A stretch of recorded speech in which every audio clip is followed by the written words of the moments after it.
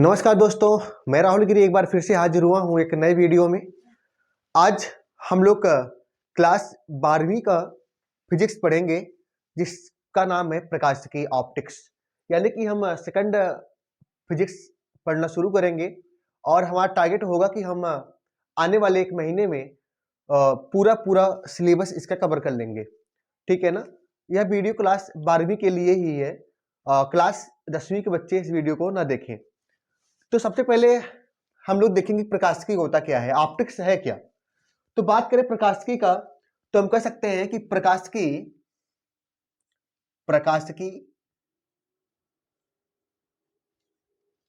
भौतिक विज्ञान की प्रकाशिकी भौतिक या भौतिकी की वह शाखा है, भौतिकी की वह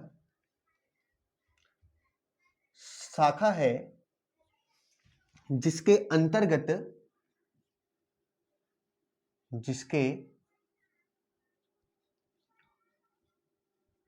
अंतर्गत जिसके अंतर्गत प्रकाश ऊर्जा और प्रकाश ऊर्जा और प्रकाश ऊर्जा और उससे संबंधित परिघटनाओं और उससे संबंधित परिघटनाओं परिघटनाओं उससे संबंधित परिघटनाओं जैसे प्रकाश का परावर्तन, जैसे प्रकाश का परावर्तन, अपवर्तन, अपवर्तन, परावर्तन, अपवर्तन और उससे संबंधित, और या अपवर्तन बाद विवर्तन लिख सकते हैं, विवर्तन, व्यतिकरण, व्यतिकरण जैसी परिघटनाओं को, जैसी परिघटनाओं का अध्ययन करते हैं, अध्ययन करते हैं। अगर पूछे कि प्रकाशिकी क्या है, तो आप कह सकते हो प्रकाशिकी भौतिकी की वह शाखा है जिसके अंतर्गत प्रकाश ऊर्जा और उससे संबंधित परिघटनाओं जैसे प्रकाश का परावर्तन, अपवर्तन, व्यतिकरण, विवर्तन, ध्रुवण आदि का अध्ययन किया जाता है। अगर पूछे प्रकाशिकी क्या है, तो आप इजीली कह सकते हो प्रकाशिकी भौतिकी विज्ञान की वह शाखा है जिसके अंतर्गत प्रकाश ऊर्जा और उससे संबंधित परिघटनाओं जैसे प्रकाश का परावर्तन, अपवर्तन, व्यतिकरण आदि घटनाओं के बारे में अध्ययन किया जाता है। फिर प्रकाशिकी को दो भागों में बांटा गया है, या प्रकाशिकी की दो शाखाएं हैं। आप लिख सकते हो कि प्रकाशिकी की दो शाखा है। पहला हमारा होगा किरण प्रकाशिकी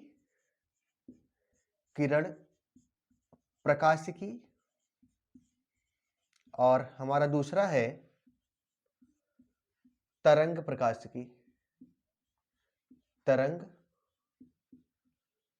प्रकाशिकी। यानी कि प्रकाशिकी की कितनी शाखाएं हैं, तो याद रखना है प्रकाशिकी की दो शाखाएं हैं। पहला हमारा है किरण प्रकाशिकी, दूसरा हमारा है तरंग प्रकाशिकी।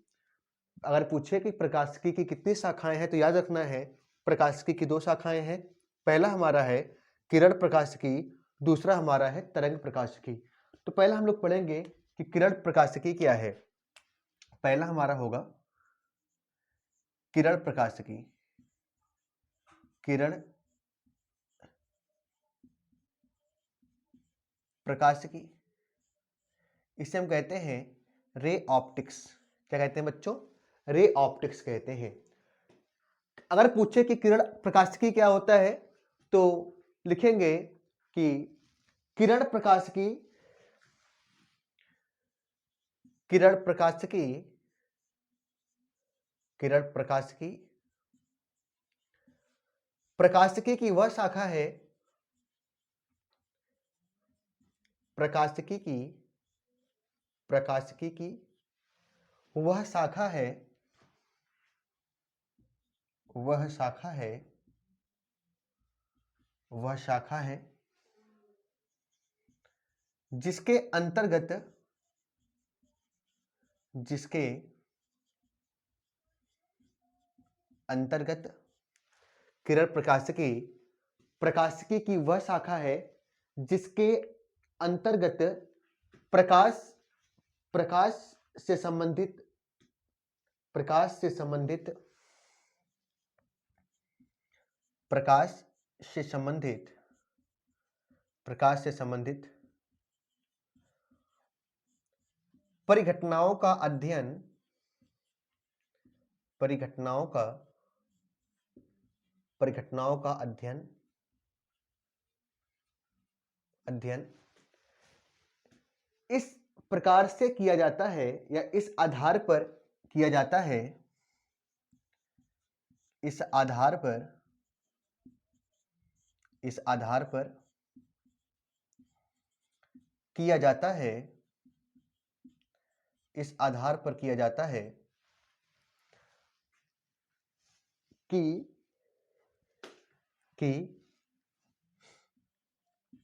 प्रकाश किरणों से मिलकर बना है, प्रकाश किरणों से मिलकर, प्रकाश किरणों से मिलकर बना है, बना है। अगर पूछे कि किरण प्रकाशिकी क्या है तो आप कह सकते हो कि किरण प्रकाशिकी, प्रकाशिकी की वह शाखा है जिसका अध्ययन या इस प्रकार से करते हैं कि मानव की प्रकाश से संबंधित सभी परिघटना प्रकाश किरणों से मिलकर ही बना है। बात समझ आ गया? किरण प्रकाशिकी, प्रकाशिकी की वह शाखा है जिसके अंतर्गत हम प्रकाश से संबंधित परिघटनाओं का अध्ययन इस आधार पर करते हैं कि मानो प्रकाश किरणों से मिलकर बना है। इसके बाद दूसरा हमारा आता है तरंग प्रकाशिकी। दूसरा हमारा है तरंग प्रकाशिकी। देखते हैं कि तरंग प्रकाशिकी क्या होता है। इसे हम वेव ऑप्टिक्स कहते हैं। तरंग प्रकाशिकी, तरंग प्रकाशिकी। बात करें अगर तरंग प्रकाशिकी का, जिसे हम कहते हैं वेव ऑप्टिक्स, इसका हो जाएगा तरंग प्रकाशिकी, प्रकाशिकी की वह शाखा है, तरंग प्रकाशिकी, तरंग प्रकाशिकी, प्रकाशिकी की, प्रकाशिकी की वह शाखा है, वह शाखा है जिसके अंतर्गत, जिसके अंतर्गत प्रकाश से संबंधित परिघटनाओं का अध्ययन, प्रकाश से संबंधित परिघटनाओं का अध्ययन, परिघटनाओं का, परिघटनाओं का अध्ययन, अध्ययन इस आधार पर किया जाता है, इस आधार पर किया जाता है, इस आधार पर किया जाता है, जाता है कि प्रकाश तरंगों से मिलकर बना है, प्रकाश तरंगों से मिलकर बना है। प्रकाश तरंगों से मिलकर बना है। तो मैंने दो चीजें पढ़ा दिया। मैंने पढ़ा दिया प्रकाशिकी क्या है, मैंने पढ़ाया किरण प्रकाशिकी क्या है, और मैंने पढ़ा दिया तरंग प्रकाशिकी क्या है। आई थिंक तीनों चीजें आपको समझ में आ गई होंगी, ठीक है ना।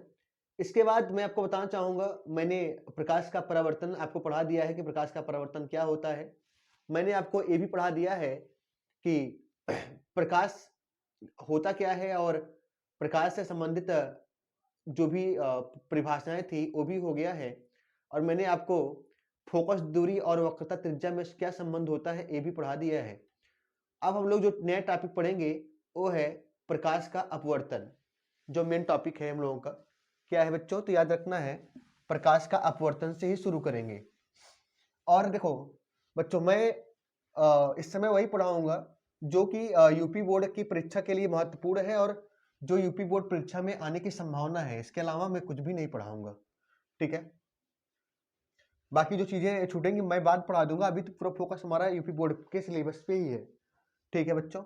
अब देखते हैं कि प्रकाश का परावर्तन क्या होता है। प्रकाश का अपवर्तन, इसे कहते हैं refraction of light. Refraction of light, पहले समझ लो क्या होता है। देखो मान लीजिए हमारे पास यहाँ पे एक बाल्टी है, बाल्टी में पानी रखा गया है। तो अभी देखो ये बाल्टी में पानी है और ये वायु हमारा होगा, वायु है, और ये क्या है, जल है, क्योंकि बाल्टी में पानी है तो जल ही होगा, ठीक है। जब प्रकाश हमारा किसी एक माध्यम से चलकर किसी दूसरे माध्यम में पहुंचता है, ठीक बच्चों, किसी दूसरे माध्यम में पहुंचता है, फिर वह थोड़ा सा अपने मार्ग से विचलित हो जाता है। इसी परिघटना को कहते हैं प्रकाश का अपवर्तन कहते हैं। मान लीजिए हमारे पास यहाँ पे नॉर्मल है, अभिलंब है, ये हमारा क्या है बच्चों, तो अभिलंब है, ये अभिलंब है। अगर हमारा एक ही माध्यम होता तो प्रकाश सीधी रेखा में जाती। ये प्रकाश के गुण होते हैं कि प्रकाश सीधी रेखा में गमन करता है, लेकिन मीडियम होने के नाते प्रकाश थोड़ा सा अपने मार्ग से क्या हो गया, विचलित हो गया, और यही परिघटना क्या कहलाती है बच्चों, प्रकाश का अपवर्तन कहलाती है। यानी कि जब प्रकाश किसी एक माध्यम से चलकर किसी दूसरे माध्यम में प्रवेश करता है और अपने मार्ग से थोड़ा विचलित हो जाता है, इस परिघटना को प्रकाश का अपवर्तन कहते हैं। देखो क्या होता है, परिभाषा नोट करते हैं। जब प्रकाश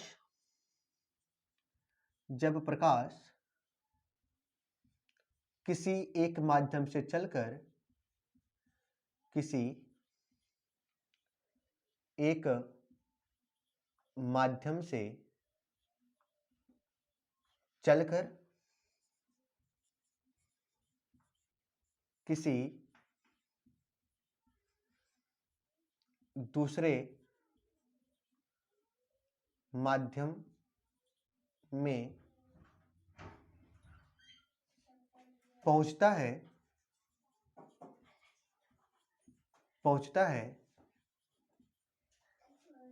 और वह अपने मार्ग से विचलित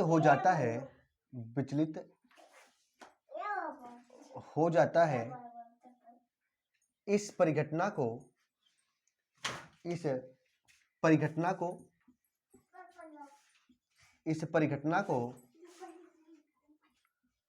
प्रकाश का अपवर्तन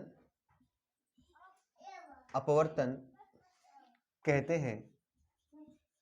बेटा इस पॉइंट को बहुत ध्यान से समझिएगा, याद रखिएगा। माध्यम एक रहेगा तो वहां पे क्या होगा, प्रकाश सीधी रेखा में चली जाएगी, लेकिन जैसे प्रकाश का माध्यम चेंज होगा तो वहां पे क्या होगा, प्रकाश अपने मार्ग से विचलित हो जाएगी। और जब भी प्रकाश अपने मार्ग से विचलित होगी, इसी विचलन को कहते हैं अपवर्तन। तो इजीली आप कह सकते हो जब प्रकाश किसी एक माध्यम से चलकर किसी दूसरे माध्यम में पहुंचता है और वह अपने मार्ग से क्या हो जाता है, विचलित हो जाता है, इस परिघटना को क्या कहते हैं, प्रकाश का अपवर्तन कहते हैं। मैंने इससे पहले आपको प्रकाश के परावर्तन बता दिया था बेटा कि जो किरण आती है, आने वाली प्रकाश की किरण आपतित किरण कहलाती है। क्या कहलाती है बेटा? आपतित किरण कहलाती है। आपतित किरण। जिस किरण का अपवर्तन होता है उस किरण को कहते हैं अपवर्तित किरण।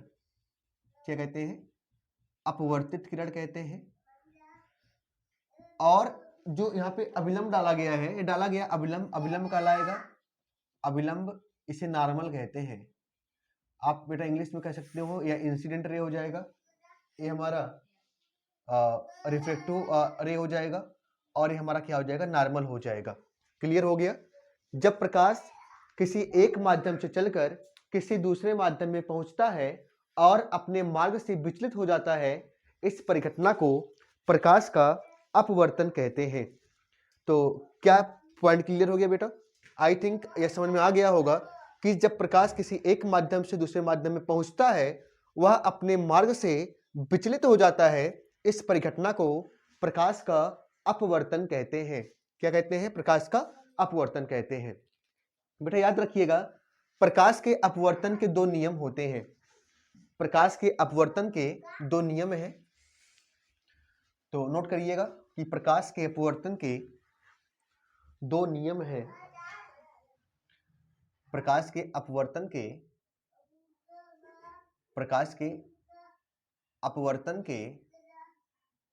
अपवर्तन के दो नियम हैं।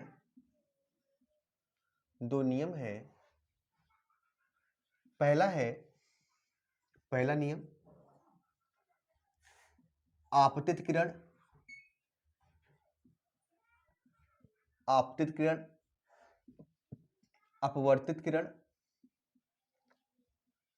अपवर्तित किरण और अभिलंब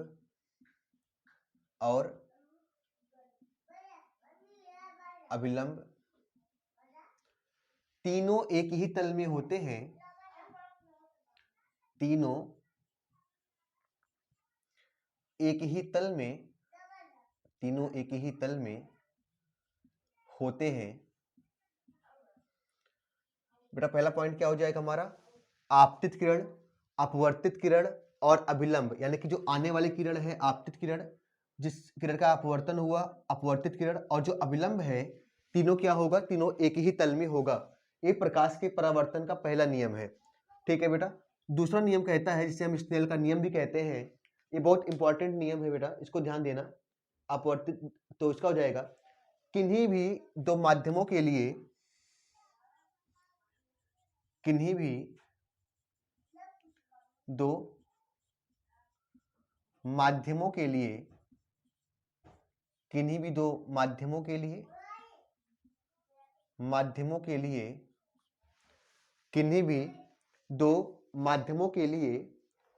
आपतन कोण कीजिए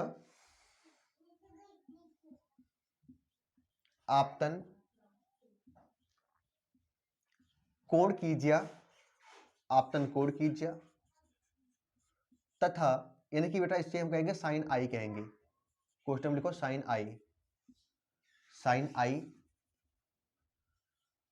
आई आपतन कोण कीजिए और अपवर्तन कोण कीजिए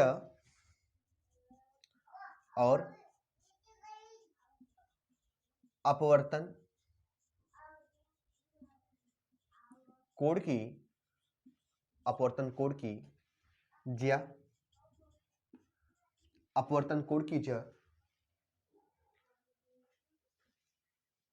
में एक निश्चित अनुपात होता है, एक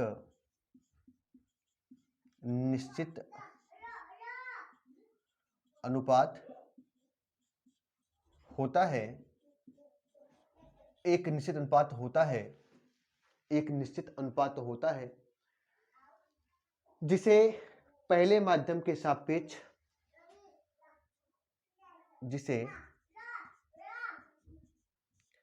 पहले माध्यम के सापेक्ष दूसरे माध्यम का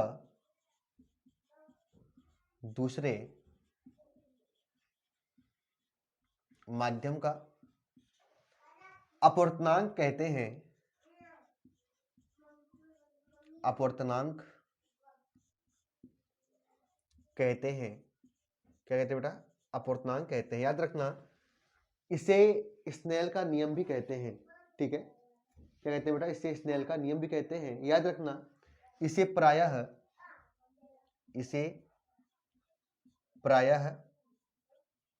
1/2 से प्रदर्शित करते हैं। 1/2 से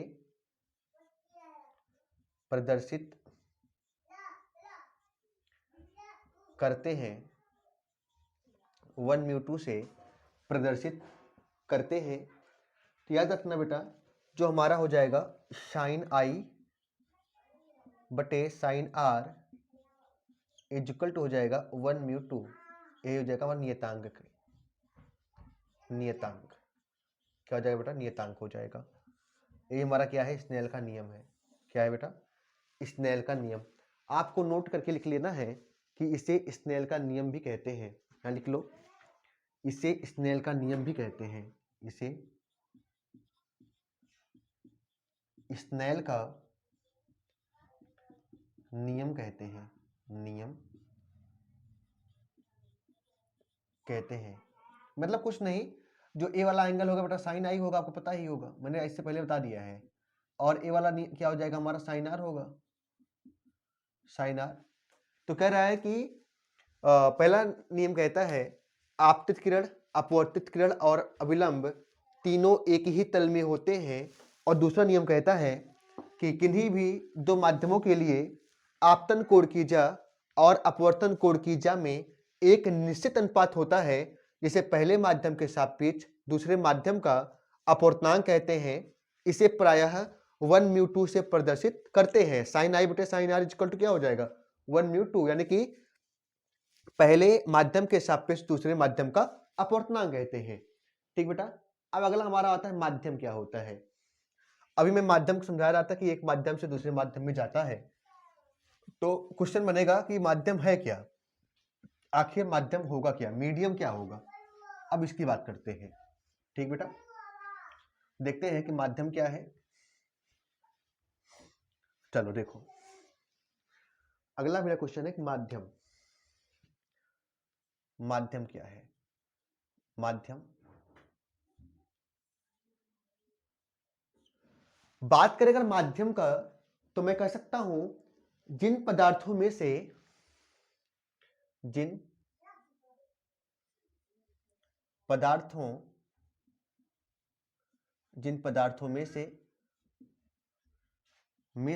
प्रकाश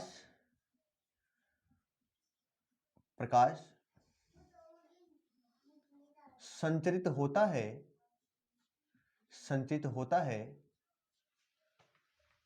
प्रकाश संचित होता है, उसे माध्यम कहते हैं।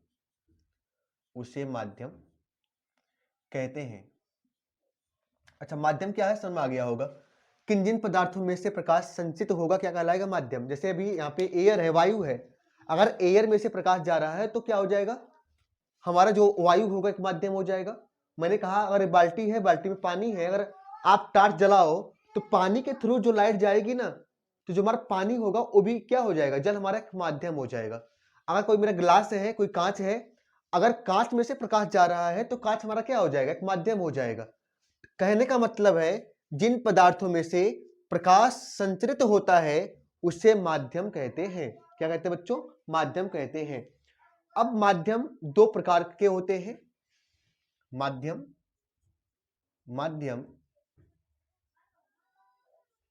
दो प्रकार के होते हैं। अगर पूछे माध्यम कितने होते हैं तो याद रखना बेटा कि माध्यम दो प्रकार का होता है। पहला है हमारा विरल माध्यम,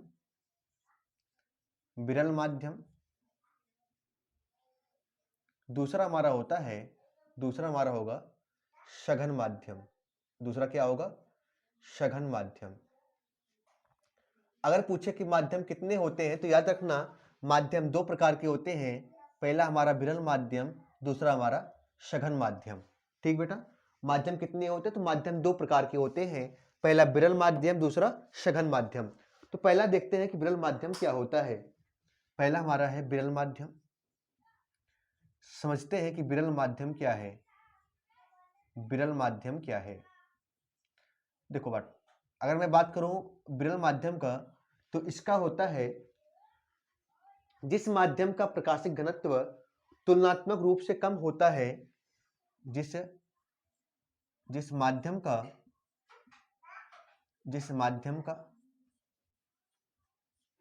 प्रकाशिक घनत्व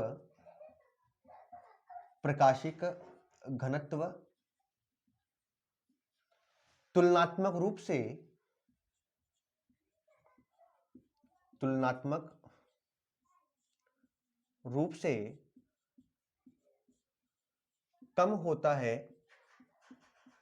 कम होता है उसे विरल माध्यम कहते हैं। उसे विरल माध्यम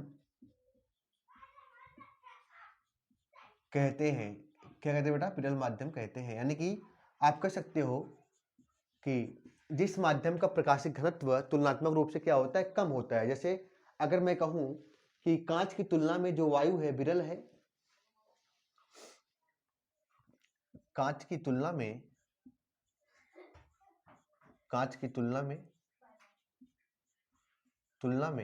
वायु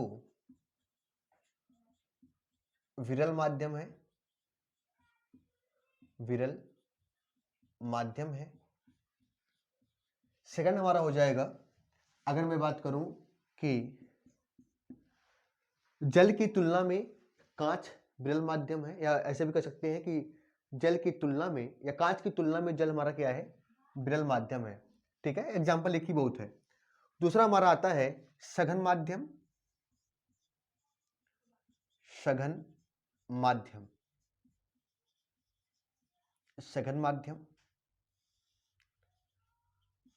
बात करेगा सघन माध्यम का तो लिखेंगे कि जिस माध्यम का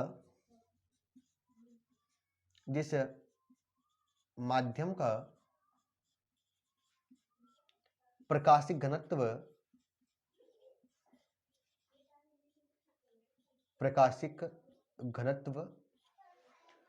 तुलनात्मक रूप से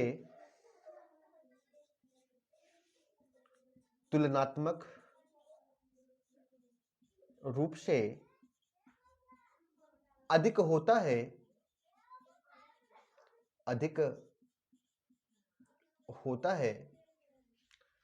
होता है उसे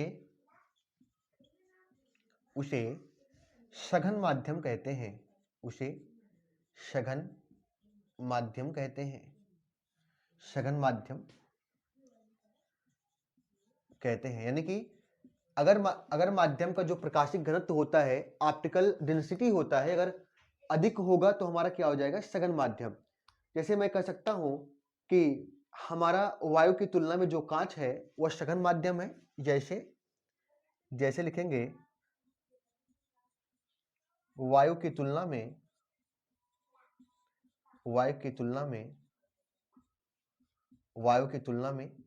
कांच क्या है? सघन माध्यम है।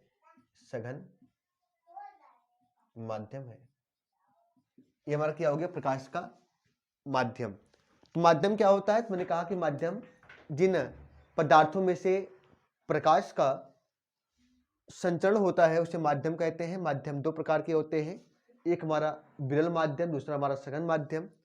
विरल माध्यम क्या है? जिस माध्यम का प्रकाशिक घनत्व तुलनात्मक रूप से कम होता है उसे विरल माध्यम कहते हैं। जैसे मैंने बताया कि कांच की तुलना में जो हमारा वायु है विरल माध्यम है। फिर मैंने पढ़ाया सघन माध्यम, इसमें जिस माध्यम का प्रकाशिक घनत्व तुलनात्मक रूप से अधिक होता है उसे सघन माध्यम कहते हैं। जैसे वायु की तुलना में जो हमारा कांच है वह क्या है बच्चों? सघन माध्यम है। ठीक है ना? तो अभी दो तीन चीजें और समझ लीजिएगा कि अगर हमारा जो प्रकाश है, या हेडिंग बनाते हैं, प्लेसेस मिटाते हैं, फिर आगे देखते हैं, क्योंकि हर एक पॉइंट बहुत ही इंपॉर्टेंट है क्लास 12वीं के लिए, तो पूरा सिलेबस को कवर करना है। ठीक बच्चों, चलो पहला हेडिंग होगा हमारा प्रकाश किरण का विरल माध्यम से सघन माध्यम में। प्रकाश किरण का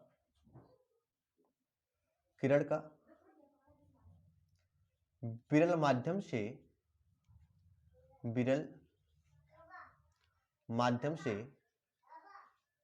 सघन माध्यम में अपवर्तन। सघन माध्यम में अपवर्तन। देखो बेटा एक चीज ध्यान दीजिएगा, मान लो हमारे पास एक माध्यम यहाँ पे है, ठीक है ना। मैंने कहा ये है हमारे वायु और ये है हमारा कांच या जल, जो भी हो, कांच हो सकता है, जल भी हो सकता है। ये हमारा अभिलंब है। क्या है बच्चों? अभिलंब है। अभिलंब है। जब प्रकाश हमारा ये देखो, वायु क्या है? विरल माध्यम हो जाएगा। कांच क्या हो जाएगा? हमारा सघन माध्यम हो जाएगा। सघन ये क्या है? विरल माध्यम है। जब प्रकाश हमारा विरल माध्यम से सघन माध्यम में जाएगा, याद रखना, जब प्रकाश हमारा वायु से कांच में जाएगा, विरल से सघन में जाएगा, वह अभिलंब की ओर झुक जाएगा। अगर एक ही माध्यम होता तो निकल जाता सीधा ऐसे, लेकिन माध्यम चेंज होने के कारण यह अभिलंब की ओर झुकेगा। कहने का तात्पर्य क्या है कि अगर प्रकाश की किरण विरल माध्यम से सघन माध्यम में जाएगा तो वह अभिलंब की ओर झुकेगा। जब भी प्रकाश विरल माध्यम से सघन माध्यम में जाएगा वह अभिलंब की ओर झुकेगा। यहाँ विरल माध्यम वायु था, यहाँ पे कांच है। प्रकाश वायु से कांच में जा रहा है, अर्थात विरल माध्यम से सघन माध्यम में जा रहा है, इसलिए वह अभिलंब की ओर झुक रहा है। तो पहली बात याद रखना है कि प्रकाश किरण विरल माध्यम से सघन माध्यम में जाने पर वह अभिलंब की ओर झुक जाता है। ये हमारा हो जाएगा प्रकाश किरण का विरल माध्यम से सघन माध्यम में अपवर्तन।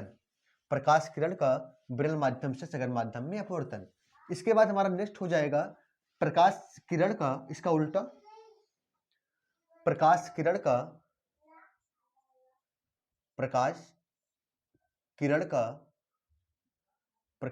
का सघन माध्यम से विरल माध्यम में अपवर्तन। विरल माध्यम में अपवर्तन।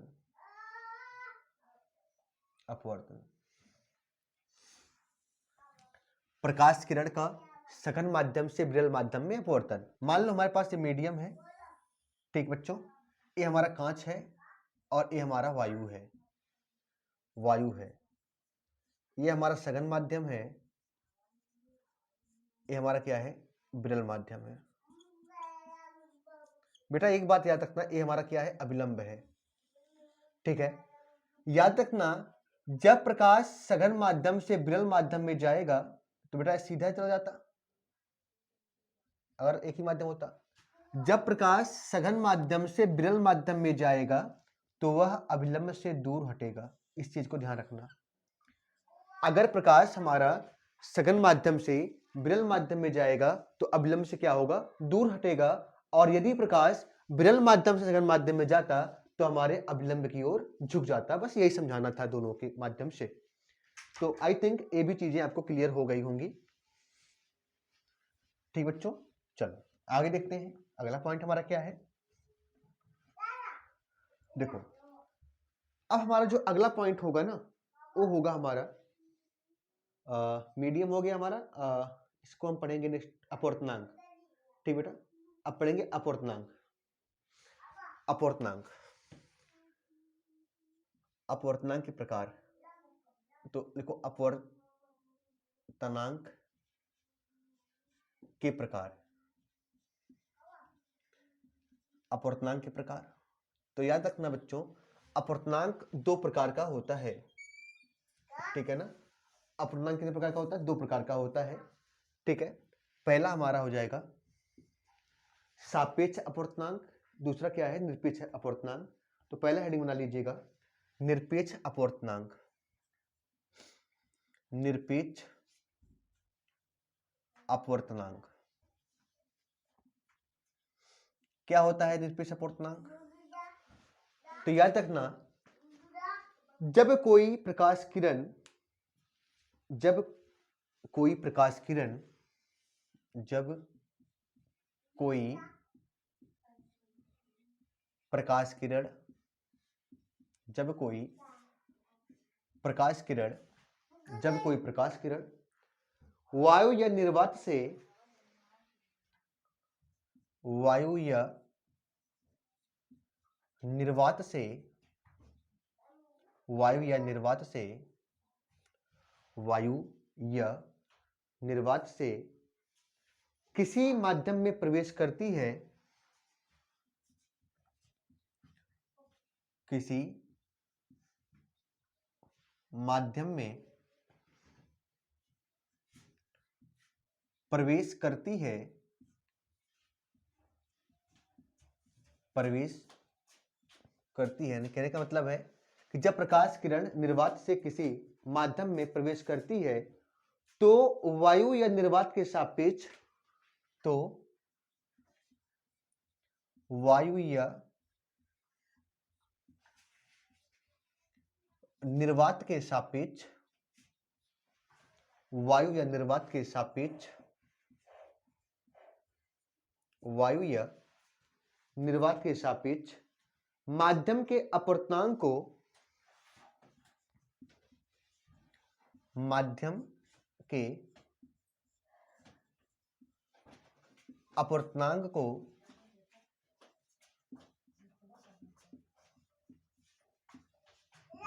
निरपेक्ष अपवर्तनांक कहते हैं। निरपेक्ष अपवर्तनांक कहते हैं।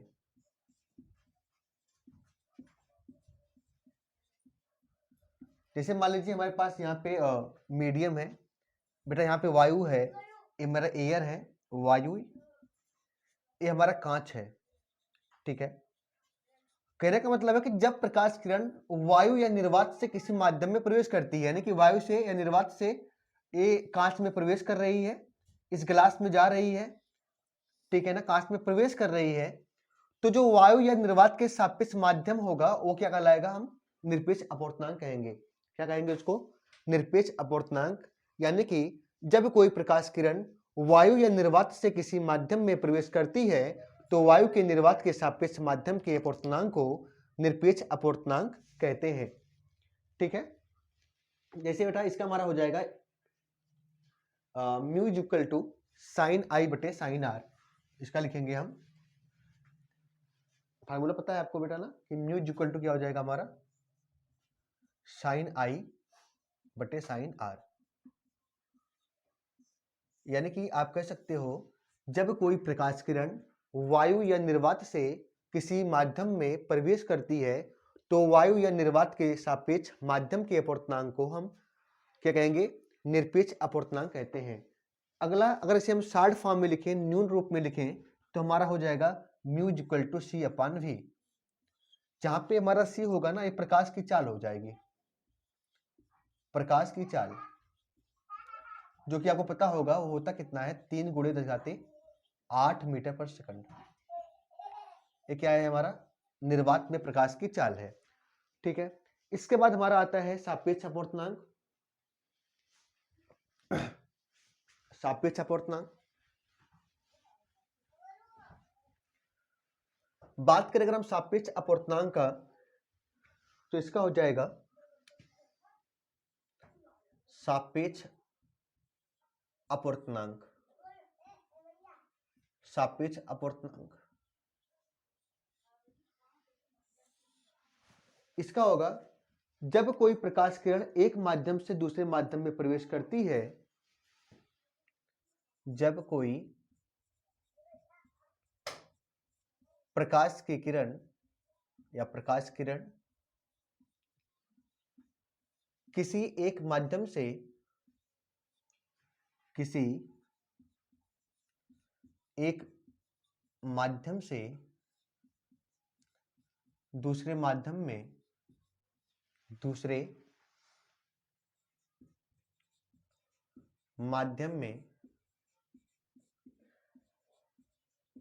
प्रवेश करती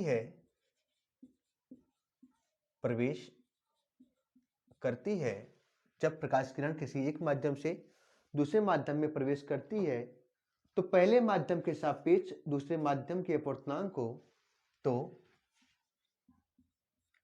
पहले माध्यम के सापेक्ष दूसरे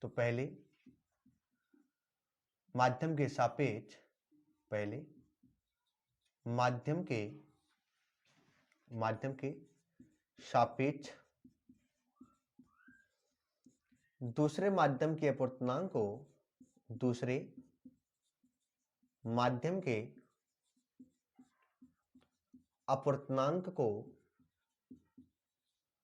अपवर्तनांक को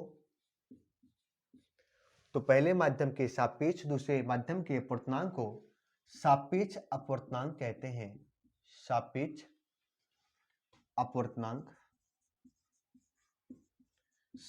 अपवर्तनांक कहते हैं। कहने का मतलब है जब प्रकाश की किरण, जैसे मान लो हमारे पास माध्यम है, ठीक है, एक तरफ हमारा एयर है, वायु है,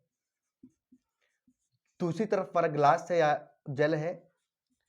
अब जब प्रकाश किसी एक माध्यम से चलता है और किसी दूसरे माध्यम में प्रवेश करता है तो आप कह सकते हो पहले माध्यम के सापेक्ष दूसरे माध्यम के अपवर्तनांक को क्या कहते हैं? सापेक्ष अपवर्तनांक कहते हैं। जब कोई प्रकाश किरण किसी एक माध्यम से दूसरे माध्यम में प्रवेश करती है तो पहले माध्यम के सापेक्ष दूसरे माध्यम को सापेक्ष अपवर्तनांक कहते हैं। ठीक है, तो याद रखना जो हमारा नया टॉपिक इसके बाद होगा, जैसे मान लीजिए हमारा प्रकाश किसी एक माध्यम से दूसरे माध्यम में चल रहा है, यानी कि 1v2 हो जाएगा, यानी कि प्रकाश एक माध्यम से दूसरे माध्यम में प्रवेश कर रहा है। तो ऐसी कंडीशंस में जो हमारा होता है v1/v2। जैसे हमारा अभी इस कंडीशंस में प्रकाश वायु से जल में जा रहा है तो हम कहेंगे कि जो हमारा लाइट है वह a म्यू जी, यानी कि एयर से ग्लास में प्रवेश कर रहा है, इसे लिख सकते हैं म्यू a/म्यू जी। जहां से प्रकाश चलता है उसको अंश के रूप में लिखेंगे और जहां पे पहुंचेगा उसको हम हर के रूप में लिख सकते हैं। ये हो जाएगा हमारा सापेक्ष अपवर्तनांक। ठीक है, इसके बाद हम लोग पढ़ेंगे क्रांतिक कोण, जो कि बहुत इंपॉर्टेंट है। क्रांतिक कोण, या उससे भी पहले हम लोग पढ़ेंगे प्रकाश का उत्क्रमणीयता का सिद्धांत।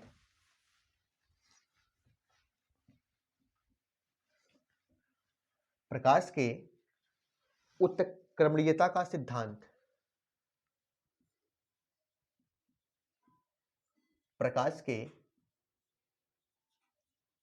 उत्क्रमणीयता का सिद्धांत। देखो पहले समझते हैं होता क्या है। मान लीजिए कि हमारा कोई टार्च है। अब टार्च से क्या हो रहा है कि प्रकाश आएगा, प्रकाश आ रहा है। आपको पता है कि प्रकाश सीधी रेखा में गमन करती है, ये प्रकाश का गुण है। अब सामने इसके एक दर्पण रख दो, एक लाइट, एक शीशा रख दो, कांच रख दो, तो होगा क्या? जब प्रकाश की इस पे पड़ेगी तुरंत यह प्रकाश उसी दिशा में क्या हो जाएगी, या उसी तरफ मुड़ जाती है। इसे कहते हैं प्रकाश की उत्क्रमणीयता का सिद्धांत। क्या कहते हैं उसको? प्रकाश की उत्क्रमणीयता का सिद्धांत कहते हैं। इसे हम कुछ इस प्रकार से लिख सकते हैं, जब कोई प्रकाश किरण जब कोई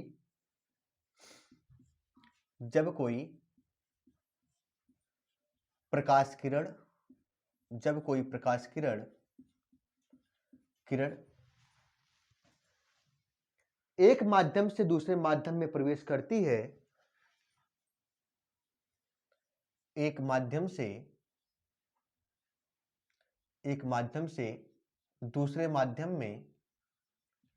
दूसरे माध्यम में प्रवेश करती है, प्रवेश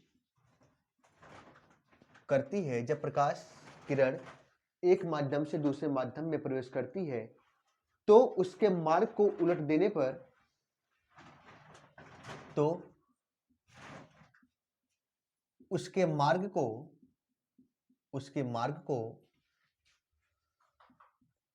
उलट देने पर उसके मार्ग को उलट देने पर वह जिस मार्ग से प्रवेश करती है वह जिस मार्ग से प्रवेश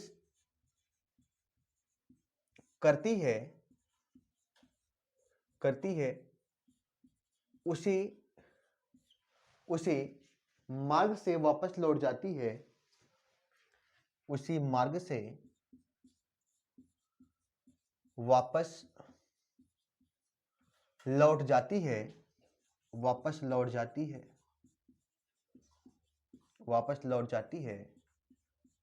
इसे प्रकाश की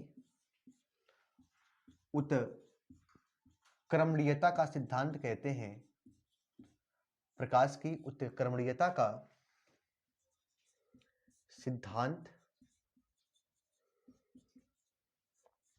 कहते हैं। क्या कहते हैं बच्चों? इसे प्रकाश की उत्क्रमणीयता का सिद्धांत कहते हैं। यानी कहने का मतलब है जब प्रकाश किरण एक माध्यम से दूसरे माध्यम में प्रवेश करती है तो उसके मार्ग को उलट देने पर वह जिस मार्ग से प्रवेश करती है उसी मार्ग से वापस लौट जाती है। इसे प्रकाश का उत्क्रमणीयता का सिद्धांत कहते हैं। ये हमारा क्या था बच्चों? ये हमारा था प्रकाश का उत्क्रमणीयता का सिद्धांत। ठीक बच्चों, चलो अब अगला आगे पॉइंट हम देखते हैं। नेक्स्ट हमारा होगा क्रांतिक कोण। ठीक बच्चों, आप समझते हैं कि क्रांतिक कोण क्या होता है? बहुत इंपॉर्टेंट है। तो आज की वीडियो काफी लंबी हो रही है, सोच रहे हैं आप इसे क्लोज करते हैं। अब क्रांतिक कोण, पूर्ण आंतरिक परावर्तन और प्रकाशिक तंतु, इसके बाद एक अलग वीडियो में पढ़ेंगे जो नेक्स्ट वीडियो होगा। तब तक के लिए आप सभी को धन्यवाद। चैनल को सब्सक्राइब करें और अधिकतम शेयर करें। Thank you.